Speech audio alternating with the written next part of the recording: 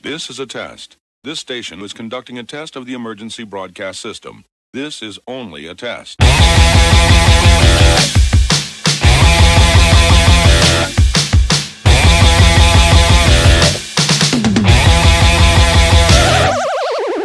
McMahon Music Podcast. James McMahon Music Podcast. James McMahon Music Podcast. James McMahon Music Podcast. He speaks to the geeks and the musical freaks, but sometimes popular but mostly a freak because he's James McMahon Music Podcast. James McMahon Music Podcast. This concludes this test of the emergency broadcast system. So, tell me about your tortoise.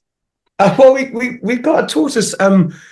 It was one of those random things. My wife came home one day and she went, "We've got a tortoise," and I was like, "What?" And then I found out that for the last kind of 12, 13 years, she's been on this tortoise forum, and she absolutely loves them. And she never told me. So we've got a tortoise called Dave, and he's absolutely ace. Man, it's like your wife's been cheating on you with a tortoise. I need to unpack this. So I've got a bit of a complicated relationship with tortoises. I believe my mum had one when she was a little girl. I think they were quite popular, weren't they, as pets in the 60s?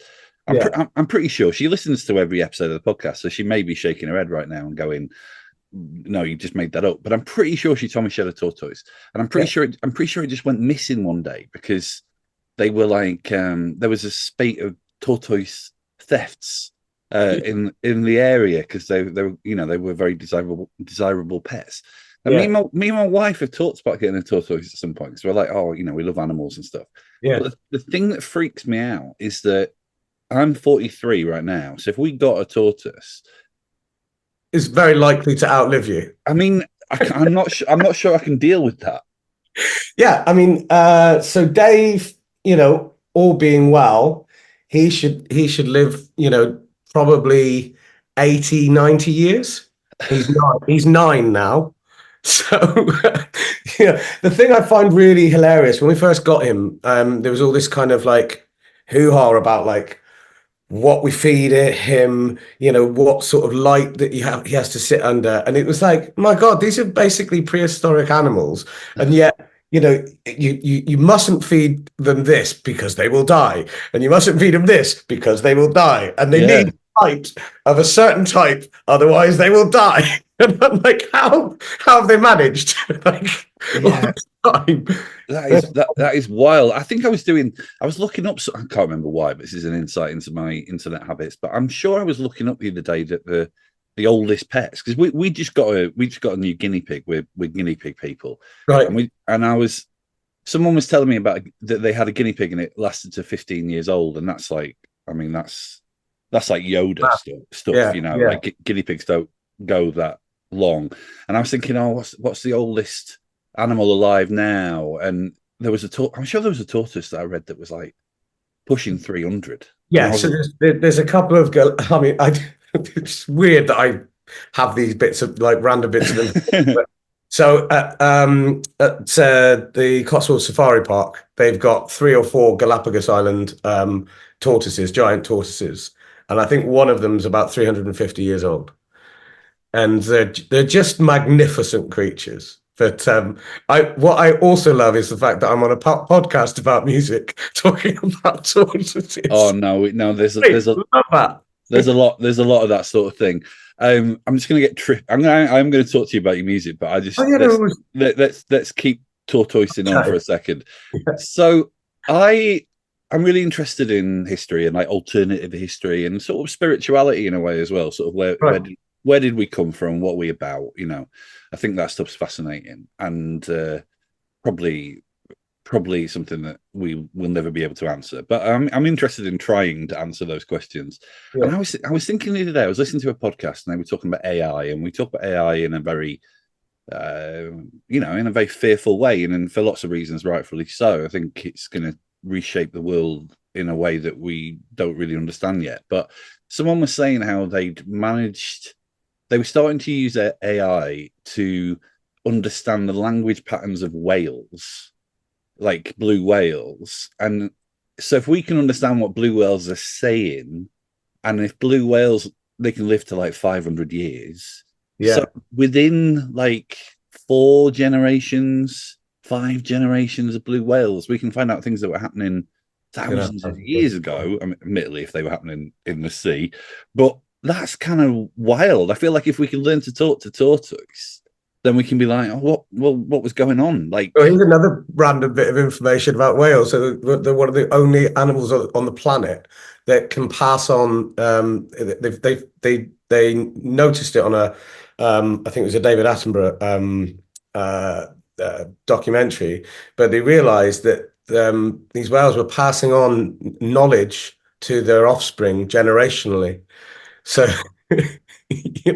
so it's like, wow, that's wild to me, to be, essentially kind of like sort of go, okay, so here's all my memories. You can have like some of these, when I give birth to you. It's like, okay, it's not just evolution. They're actually passing on, things that they've learned.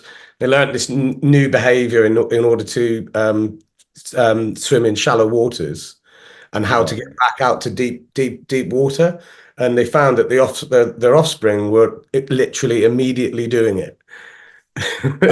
I feel like the thing with this podcast is, it's fairly popular. Like quite a lot of people listen to it, but it's not quite at the stage where I can afford to have someone else on the line who can check these facts. So I feel like any. I'm just making it all up as going on. Yeah, I feel like anyone who's listening, if you are bothered about what we're talking about, they should go. They should Google it at the very least. But so with that in mind, this is my other mad animal fact I found out recently, that when spiders spin webs, actually the webs, they're not just a way to catch flies or what they basically live on in. They also there's something about the way that they spin their webs that actually their webs hold all of the information of their lives to date. They're almost like their memory goes into the web. Well, that's something I want to look up now, because I was going to give you a spider fact. So there's a spider in Borneo, right, that doesn't only make webs, but it makes web nets. Right. So it actually throws like it can throw a web at its prey. Like, so instead of like just stretching it across 2 different places, it can just go, I'm just going to make a net here and just like chuck it over that ant over there so I can eat it. Have you considered an alternative career in zoology, Vince? I've considered everything, James. To be honest with you, the only thing that I guess sort of has stuck over the years is music. So. I thought you were going to say the only thing I'm any good at is music, and I was going to say that was going to be a little bit sort of drive time radio. If you said that, it was going to be a bit sort of accidental partridge. But I was going to chip in and say, well, you are very good at it. This has been a nice transition to music. I feel like I could keep going with the animal facts, but we've only got a certain amount of time, so I thought let's get on to the music at some point. I've been listening to the new songs. So the songs that I've heard from the record. So the record's March 22nd, right? That's right. Yeah. Good skills, James. Here's what I think about what I've been listening to. So I'm dead interested in your story because it feels very inspiring to me that someone who got into the industry and kind of got bashed around a bit, and then kind of life kind of bashed him around a bit. And yet here he is, and with real acclaim about what you're doing. I find that really inspiring because I think the world's tough. I think the music industry is a cruel and miserable place at the best of times. And the fact that you've navigated that to be here, just about to release your debut record, I think is really inspiring. Is that kind of how you see it? I think that's come up a couple of times. Being inspiring, or the story being sort of inspiring. I mean, if it's interesting to people, I love that. I was having a conversation with my sister the other day, and she said something along those lines. And I said, Sha, listen, everybody's, you don't have to dig too far to find, that most people have, been bashed around by life. I think I think the most amazing thing about the human spirit is people, dust themselves off, get back up and try again, and I think, I mean, without being self-deprecating, that's essentially kind of what I've done. I found something that I genuinely love and can't really be without. I love writing music. I love performing. I feel like at home when I'm doing music. And so I'm always going to be doing that.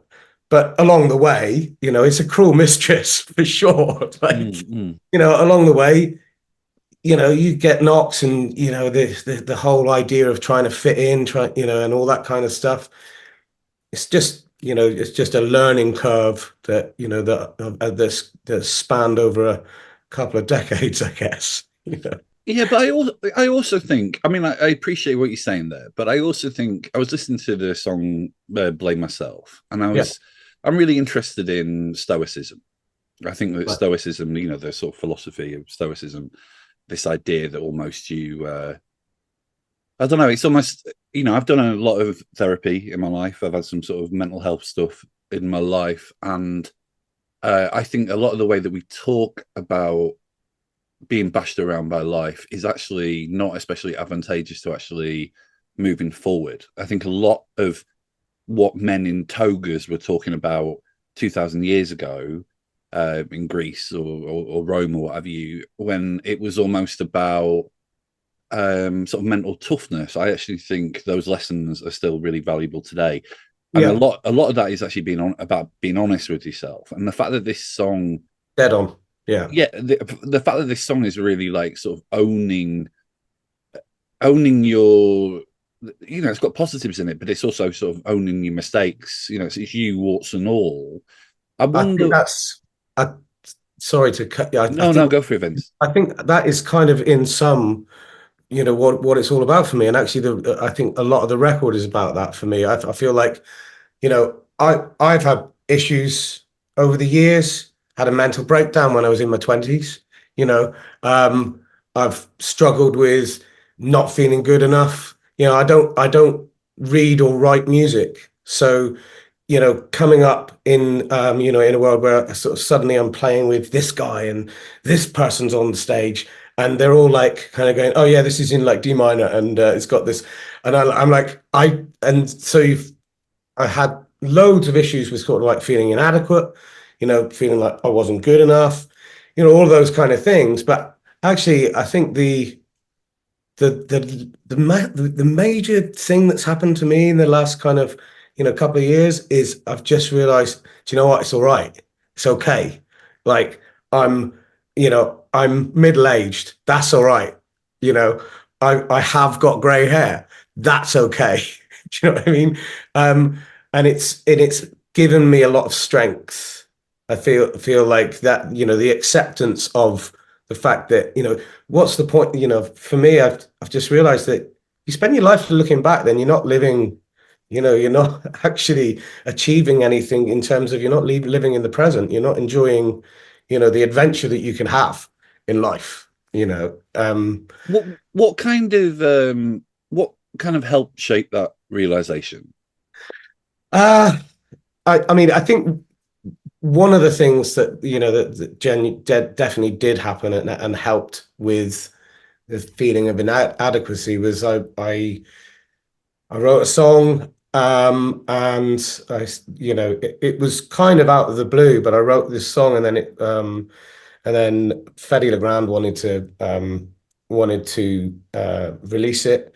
And suddenly, it was only like a single song record deal, but suddenly it was like, oh, this is Universal Germany. They want to release this. And suddenly I'm like, somebody thinks I'm good enough, Yeah.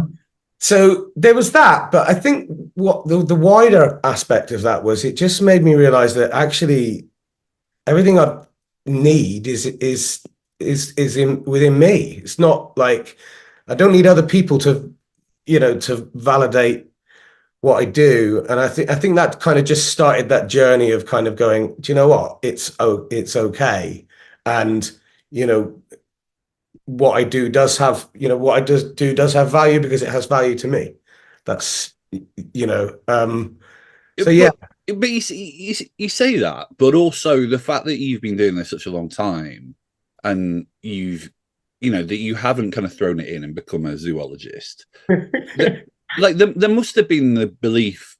It's really great when we get people who sort of come into our lives and remind us that what we're doing is okay, or we're good, or we deserve to be here. It's really great, and I appreciate it. And on that note, people really should rate and review the podcast on Spotify and Apple, because I love that stuff.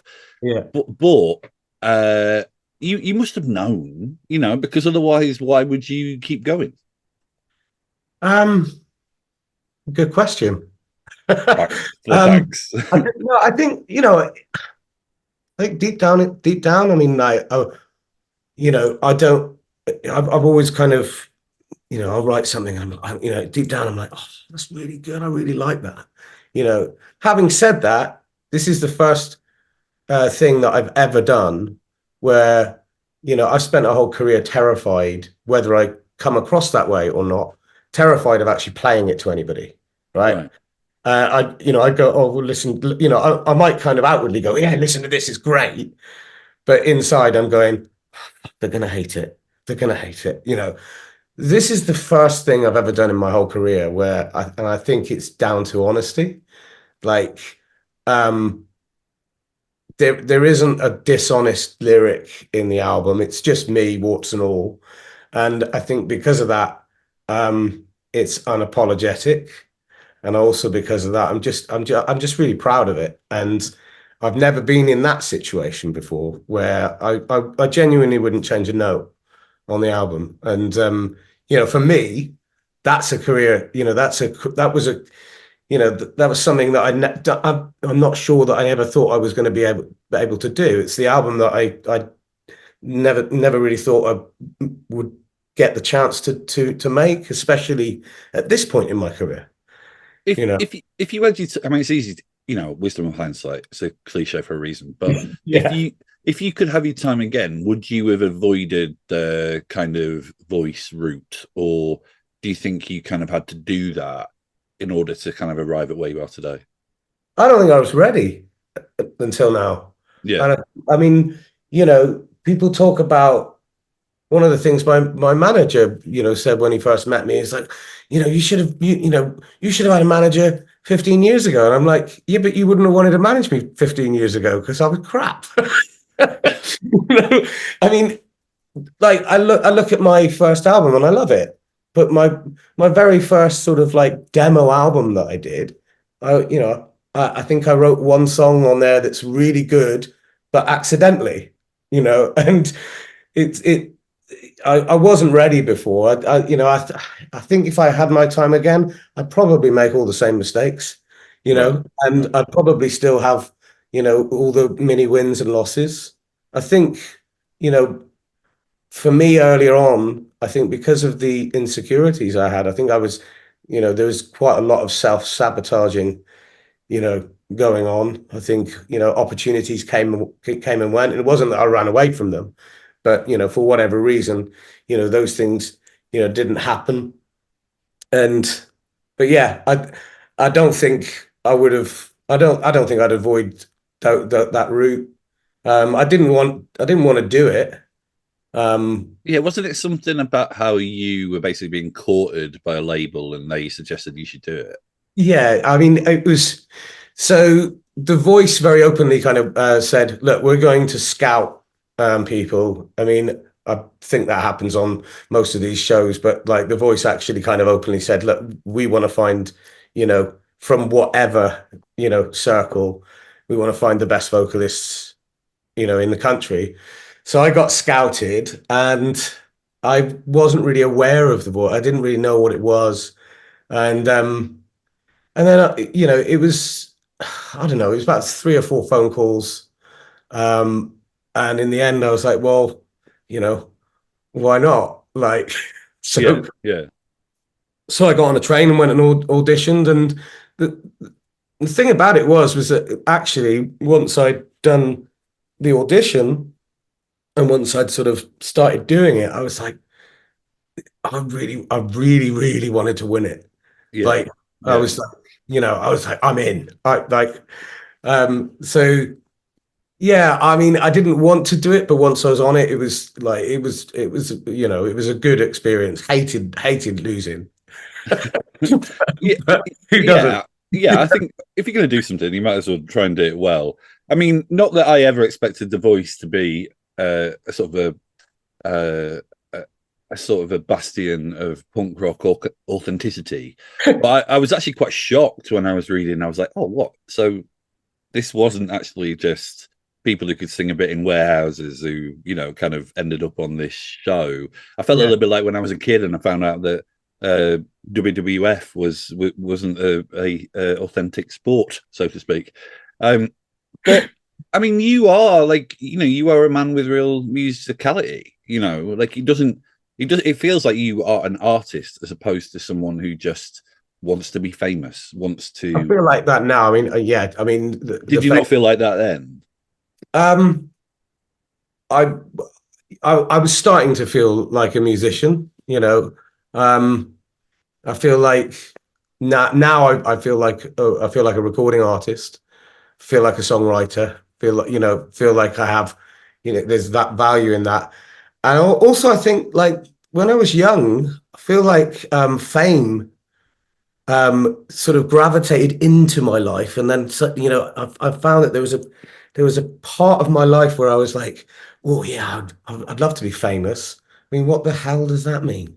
Do you know what I mean? And I think chasing clouds for a few years was is not it's not interesting, but also I think it's quite detrimental to your own self-esteem. And I feel like I'd love the album to be famous. And I know that a consequence of that is, there would be a celebrity nature to that as a consequence. But I mean, yeah, I don't run away from, you know, celebrity or kind of like things, but I'm more interested in like this record. Like I really hope that a whole bunch of people get to hear it. Yeah. That's Yeah, I mean, without being too woo woo, it is that thing of like we, as flesh and blood, we decay, but the music is the thing, the art is the thing that endures. It's the reason why, the reason why anyone should be in this business in the first place. yeah. I just think as well though, sometimes there's growth in people when, you've said all that stuff about you sort of feeling very comfortable in your own skin. And Yeah. I feel like in my experience, a lot of the people I've known who've chased fame and in some ways got it and then despised it. I've never met anyone who says, "Oh, I love being famous." I mean, never met anyone who said that. No. I think that sometimes it is that thing of you're craving validation, love, all the things that maybe are missing in your life, and if you've got that, then Yeah. I mean, like I remember having to go down to London and do a meeting with a load of people, management types, agents, and all that kind of stuff. And I remember saying, like over this lunch, I was like, ultimately, what makes me, I guess, not dangerous, but sort of what makes me interesting, and hopefully, bookable and all that kind of stuff is because I've got a wife that is, that loves me and has put up with me for like the last nearly 20 years. I've got three beautiful children, and I've got that to come home to every single day. And if everything fell apart, I've got that. Like, and I know that sounds really sort of like, warm and fuzzy, but the point is what it does for me is it allows me to make the correct decisions for my career, and not be, oh my God, I must do this because actually, you know, I'm quite, I'm quite happy in my own skin. And I've never been there, by the way. Like this is, this is really a first for me. Yeah. So what?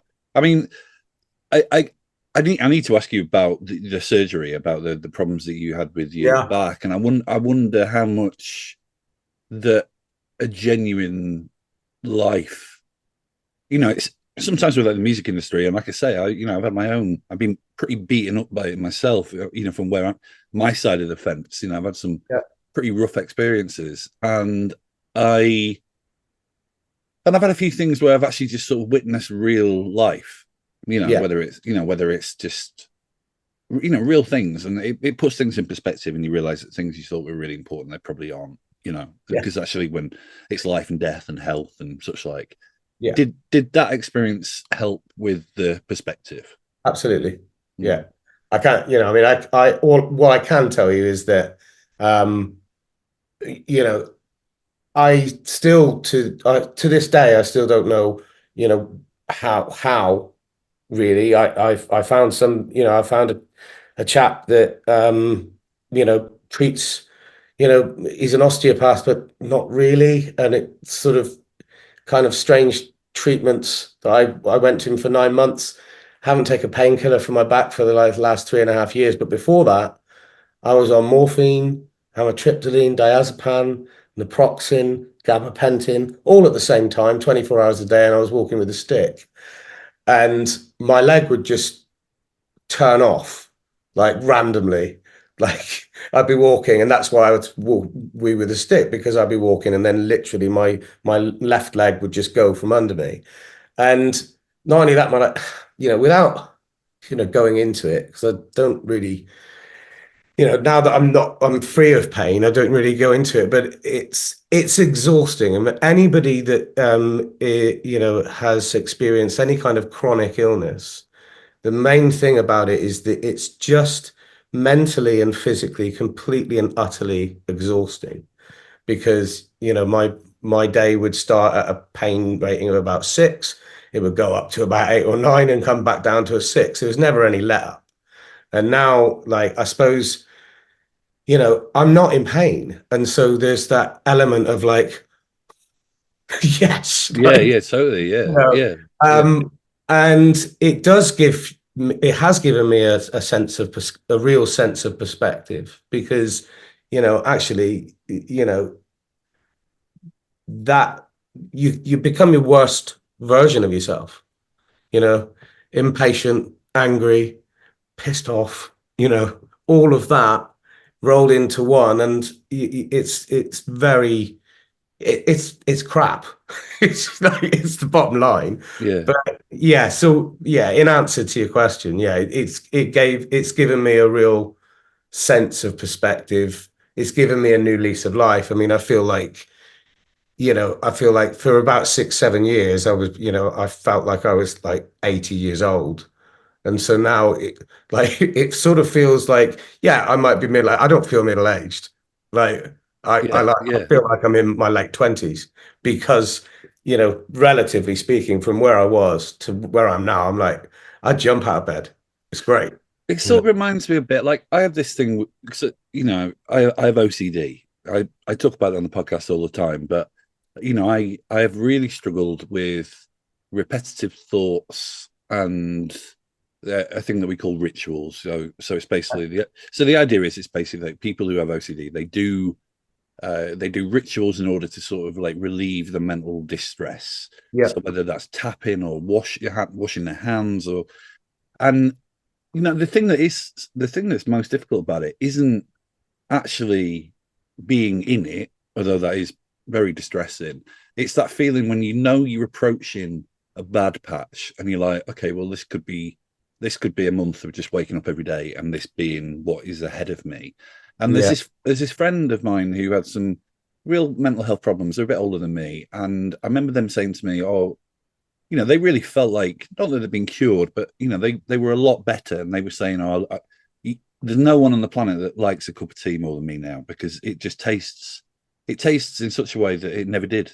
Because it's like I was always trying to get through this fog of pain, and now it's not there, and it's like things taste better. I've got more energy. I've got And it just reminded me a little bit of what you were saying. Absolutely. You know what? I mean, I can recognize it as well. I used to call it resting bitch face, sort of, but it would be this kind of like sort of slightly concerned look, right? And I used to have conversations genuinely, and this is what would go through my head. Would be standing with with somebody having a conversation, whilst wondering how long I can stand there before I can politely enough walk away from the conversation, because I need to move right now, because either I'm going to fall over or I'm going to pass out with the pain. Yeah. But I wouldn't want somebody to see it. So I'd be kind of going through the motions, and the amount of conversations that that I probably had over that period where, I'm just kind of like, I'm not there. Like I'm kind of going, yeah, nodding, making all the right, movements. And now, do you know what? I mean, I talk a lot, but I think possibly part of it's making up for lost time, because I would never be able to sit still or stand still with when my back was bad, because the only way to sort of alleviate the pain would be to move. Yeah. So, yeah. I used to warm up. I used to sort of be backstage or in a green room for gigs, and I would just like wear a hole in the carpet. And that wasn't because of nerves.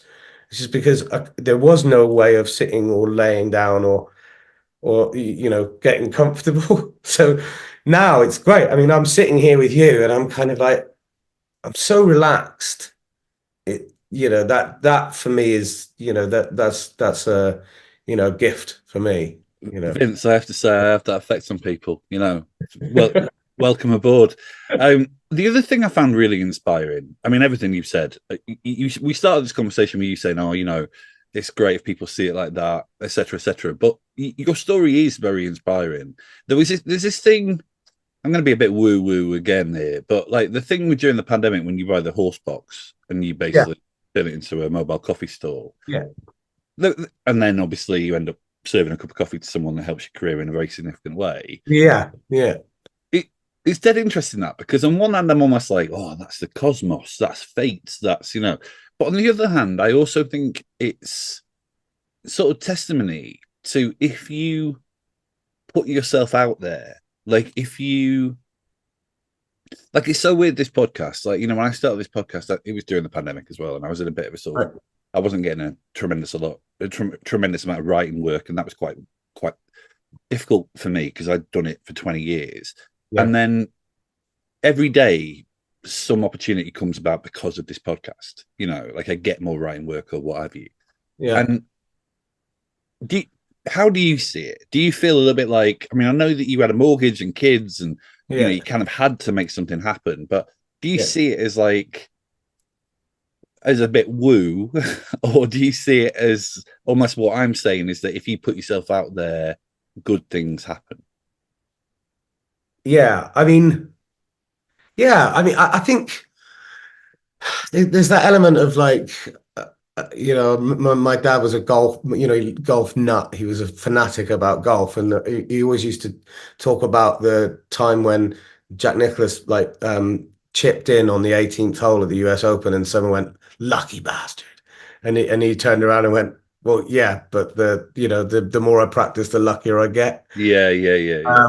And I don't know. I mean, I feel like even though I started the coffee business and I loved it, and I tell you what I really loved was I didn't realize how much live performance is about people, and about because I remember when I started serving coffee, and it was still part, the lockdowns were still sort of in place and stuff, and for a moment there I was extremely busy, and you know what, it was almost like performing.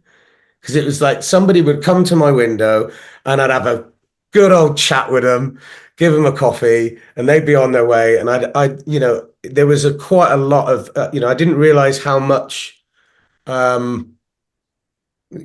me, live performances, how much it's about like service almost, like and so that was really cool. But actually, I think really, I never really let go of, who I felt that I was, inside. So I think in answer to your question, yeah, I do. I don't feel like I ever really sort of in my head. I didn't go, oh yeah, now I'm a barista.